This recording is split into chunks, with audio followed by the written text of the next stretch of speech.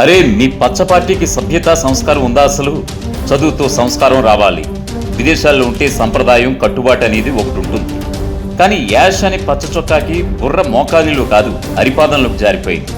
అందుకే ఇష్టానుసారం రాతలు, కనీస మర్యాద లేకుండా సోషల్ మీడియా వేదికగా ప్రవర్తించిన తీరును ఎవ్వరూ హర్షించరు. గౌరవ సీఎం జగన్ గారిపైన, కుటుంబ సభ్యులపైన బురద జల్లుతూ పోస్టులు పెట్టడం, దానికి మీ పచ్చ బ్యాచ్ ఒత్తాసు పలకడం మీ టీడీపీకే చెల్లింది. సభ్యతా సంస్కారంతో మెలగాలి.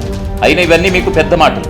మాట్లాడితే 40 years ఇండస్ట్రీ, 15 ఏళ్ళు సీఎం అని డాంబికాలు మోగించుకోవడం తప్ప చేసిన అభివృద్ధిని చెప్పుకుని ప్రజల దగ్గరికి వెళ్లే దమ్ము, ధైర్యం మీ తండ్రి కొడుకులకుందా? 4.5 ఏళ్లు ఎన్నో సంక్షేమ కార్యక్రమాలు అందిస్తూ పేద ప్రజల గుండెల్లో చెరగని ముద్ర వేసుకున్న సీఎం జగన్ గారి గురించి ఇష్టం వచ్చినట్లు వాగితే చోద్యం చూసే ప్రభుత్వం కాదు. సమయం వచ్చినప్పుడు సరైన రీతిలో స్పందిస్తుంది. ఇప్పుడు జరిగింది అది. కన్నాంతరాలు దాటి వెళ్లి నాగరికత, సభ్యత, సంస్కారం మర్చిపోయి నోటికొచ్చినట్లు పోస్టులు పెడితే ఏమీ చేయలేరేనే కదా యాష్ గాడి ధైర్యం. అతనిపై చాలా కేసులు పెండింగ్ లో ఉన్నాయి. అందుకే తెలుగు నేల మీద అడుగుపెట్టిన మరుక్షణమే పోలీసులు అరెస్ట్ చేశారు. చట్టం తన పని తాను చేసుకుని పోతుంది. ఇంకా సిగ్గుశరం లేనట్లుగా వాడికి ఒత్తాసు పలుకుతున్న పచ్చ చొక్కాలకు ఇంకా బుద్ధి రాలేదు.